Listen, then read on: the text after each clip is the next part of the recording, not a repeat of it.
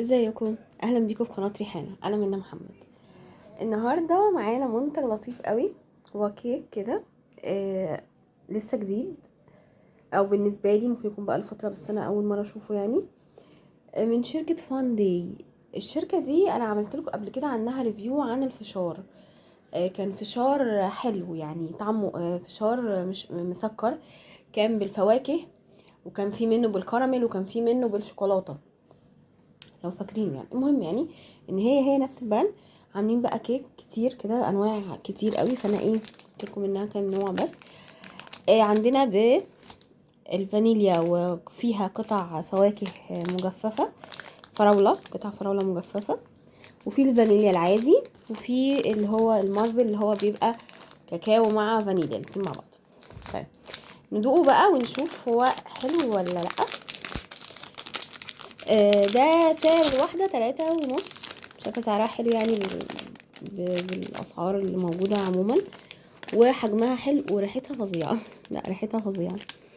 بصوا حجمها حلو جدا يعني. انا ليه بقول حجمها حلو؟ لان دلوقتي الكيك كله اللي موجود في السوق، او اللي هي الكيكات اللي بنجيبها للاطفال وكده وبناكلها احنا كمان في الشارع، حجمها صغير جدا بالنسبة لسعرها. يعني السعر اللي كانت ب3 دلوقتي بصوا حجمها عامل ازاي. فاهمين قصدي؟ فده حلو قوي يعني، حجم دي حلو جدا. تمام، هندوق بقى كده ونشوف هل الطعم حلو ولا ايه.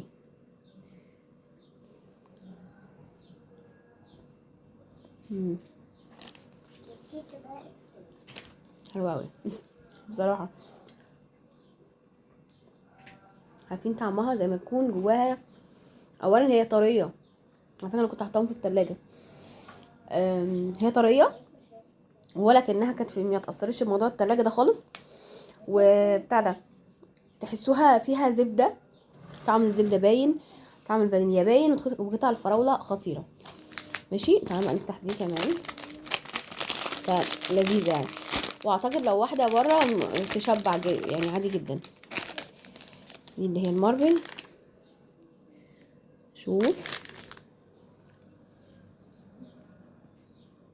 نفس الطعم بس على كاكاو شويه. حلوه قوي بجد، ولا كانها ساده صراحه. تحسوا ان هي فيها كريمه مع ان هي مفيهاش كريمه.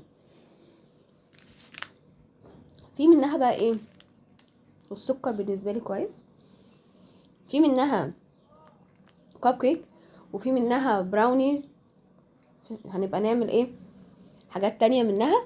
بس الفكره عجبتني، والسعر عجبني، والكواليتي عجبني، فهي حلوه جدا جدا جدا. جربوها تعجبكم. نفتح كمان الفانيليا مع بعض، هنبقى فتحنا كله.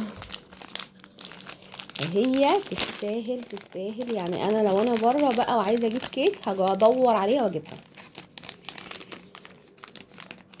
دي فانيليا عاديه. امم زيهم بالظبط، نفس الطعم. عشان اكتر واحده حبيتها اللي هي بالقطع الفراوله مجففه، حلوه قوي، حلوه جدا يعني. فجربوها يعجبكم، ومنتج لذيذ جديد حلو، يا رب ان هو يعجبكم. وبس ده كان الريفيو بتاع النهارده، يا رب يكون عجبكم. لو عجبكم الفيديو اعملوا لايك وشير كتير، واعملوا سبسكرايب لاول مره يشوفني. اشوفكم على خير ان شاء الله الفيديو الجاي. باي باي.